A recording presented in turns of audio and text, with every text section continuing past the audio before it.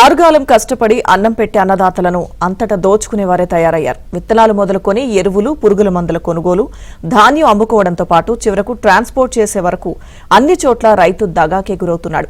రైతుకు చెందాల్సిన ట్రాన్స్పోర్ట్ సొమ్మును కాంట్రాక్టర్లు కాజేస్తున్నారు. డబ్బులు అడిగితే చెల్లించకుండా ఇబ్బందుల పాలు చేస్తూ కోట్ల రూపాయలను జేబులో నింపుకుంటున్నారు. హన్మకొండ జిల్లా కమలాపూర్ రైతులు తమకు న్యాయం చేయాలని అధికారుల చుట్టూ తిరుగుతున్నారు. దీనికి సంబంధించి మరింత సమాచారం మా ప్రతినిధి నవీన్ అందిస్తారు. రైతులకు సంబంధించినటువంటి ధాన్యం కొనుగోళ్ల విషయంలో భారీ కుంభకోణం వెలుగు చూసింది. ఇప్పటికే మిల్లర్లు రైతుల నుంచి సేకరించినటువంటి ధాన్యాన్ని ప్రభుత్వానికి ఇవ్వకుండా మిల్లుల్లోనే దాచిపెట్టుకొని స్కామ్ వందలాది కోట్ల స్కామ్ చేస్తే మరో ధాన్యం కొనుగోలు విషయంలో మరో భారీ కుంభకోణం అని చెప్పాలి. ఒక్క మండలానికి ₹1 కోటి చొప్పున జరిగినటువంటి కుంభకోణం తాజాగా వెలుగు చూసింది.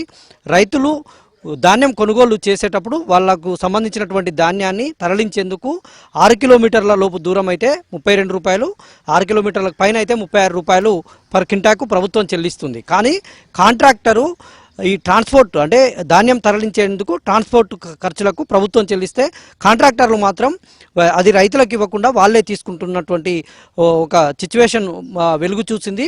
అంటే ఒక మండలానికి చూస్తే ఇది ₹1 కోటి కుంభకోణంగా తెలుస్తుంది. దీనిపైన రైతులు ఆందోళనలు చేస్తున్నారు. ఉమ్మడి వరంగల్ జిల్లా వ్యాప్తంగా కొంతకాలంగా రైతులు తమకు అన్యాయం జరిగిందని ఆందోళనలు చేస్తున్నారు. రోడ్లపైకి వచ్చి గొంతు విప్పుతున్నటువంటి పరిస్థితి ఉంది. అయితే తాజాగా వెలుగు చూసినటువంటి ఈ కుంభకోణం పైన రైతులు ఏమంటున్నారు, వారి మాటల్లో తెలుసుకునేటువంటి ప్రయత్నం చేద్దాం. అసలు ఏం జరిగిందండి, మీకు ఎంత ఇవ్వాలి, అసలు ఏం జరిగింది? ఇప్పుడు వాస్తవంగా గత 10-12 సంవత్సరాలుగా కేంద్ర రాష్ట్ర ప్రభుత్వాలు వేల కోట్లు పెట్టి ధాన్యం సేకరణను ప్రతిష్టాత్మకంగా తీసుకొని ప్రభుత్వాలు ఏవైనా కూడా ధాన్యం సేకరణ చేయడం జరుగుతుంది. వేల కోట్లు పెట్టి అందులో భాగంగా ప్రతి సీజన్ ముందే సెంటర్ల నుంచి మహిళా సంఘాలు కానీ సహకార సంఘాల ద్వారా వాళ్ళు ధాన్యం కొనుగోలు జరుగుతుంది. ఆయా సెంటర్ల నుంచి మిల్లుకు ధాన్యం సేకరణ చేరవేయడానికి ప్రభుత్వం కాంట్రాక్టర్తో ఒప్పందం కూర్చుకుంటుంది. అతనికి అందులో భాగంగా మిల్లుకు సెంటర్కు 6 కిలోమీటర్ల లోపు అయితే ₹32 ఇవ్వడం జరుగుతుంది. 6 కిలోమీటర్ల కన్నా ఎక్కువ ఉంటే ₹35-36 ఇవ్వడం సుమారుగా ఇవ్వడం జరుగుతుంది. అందులో భాగంగా ఈ ధాన్యం అయిపోగానే ఈ మన ట్రక్ షీట్ ద్వారా రైతులకి ఆ కాంట్రాక్టరు డబ్బులు చెల్లించాలి. వాస్తవంగా లారీలు పెట్టి అతను పెద్ద ఎత్తున లారీలు పెట్టి రైతులకు ఎలాంటి ఇబ్బంది లేకుండా ధాన్యం తీసుకెళ్ళాలి. వాడికి మాకు ఆయనకు సమస్య ఉండదు.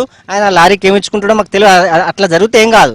కానీ లారీలు 15 ధాన్యం సెంటర్లలో ఒక్కొక్క రైతు 15-20 రోజులు 30 రోజులు ఉన్న సందర్భాలు ఉన్నాయి. మనం చూసినాం. ఏది ట్రాన్స్పోర్ట్ వ్యవస్థ సమకూర్చక అందులో అప్పుడు దురదృష్టవశాత్తు అకాల వర్షాలు కూడా రావడం వల్ల రైతులు భయపడి వాళ్ళ ధాన్యాన్ని సొంతంగా ట్రాక్టర్ల ద్వారా సమకూర్చుకొని మిల్లుకు చేరవేస్తారు.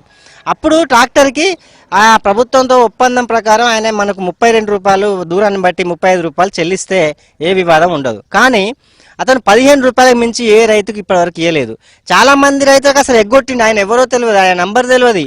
10-12 ఏళ్ళుగా మేము ఉమ్మడి కరీంనగర్ జిల్లాలో ఉన్న కంచి ఆయనే కాంట్రాక్టర్. అప్పుడు కరీంనగర్ జిల్లా కాంట్రాక్టర్, ఇప్పుడు హన్మకొండ జిల్లా ఎన్ని జిల్లాల కాంట్రాక్టర్ ఆయనకి ఎన్ని లారీలు ఉన్నాయి? ఈ వ్యవస్థ ఏంది? ఆయన వెనక ఎవరున్నారు? ఒక్కడే ఇన్ని సంవత్సరాలుగా ఎట్లా కొనసాగుతాడు? ఆయన ఎవరిని మేనేజ్ చేసుకుంటాడు? దీన్ని వెనుక్కున్నదంతా కలెక్టర్ గారు, జేసీ గారు, సివిల్ సప్లై వాళ్ళు దయచేసి ఆయన కుంభకోణాన్ని బయట పెట్టాలి. సరే, ఆయన ఏదైనప్పటికీ కాంట్రాక్టర్గా ఒకవేళ ₹2 ₹3 కమిషన్ తీసుకొని రైతులకు మిగిలిన డబ్బులు సకాలంలో ఇచ్చేస్తే ఇక ముందని ఇచ్చేటట్టు చూడాలి. ఈ స్కామ్ను మాత్రం ప్రభుత్వం సీరియస్గా తీసుకొని చర్యలు తీసుకోవాలని కోరుచున్నాం. ఒకవైపు ప్రభుత్వం ఇస్తున్నటువంటి డబ్బులను వాళ్ళు తీసుకుంటూ దండుకుంటూ కోట్లాది రూపాయలను వాళ్ళు కొల్లగొడుతున్నటువంటి పరిస్థితి. ఆ ఫలితాలు మాత్రం రైతుకు దక్కడం లేదు. దీనిపైన సమగ్ర విచారణ జరిపి తమకు న్యాయం చేయాలని అయితే రైతులు డిమాండ్ చేస్తున్నారు. వీడియో జర్నలిస్ట్ జగదీష్తో నవీన్, ఏబిఎన్ ఆంధ్రజ్యోతి, హన్మకొండ.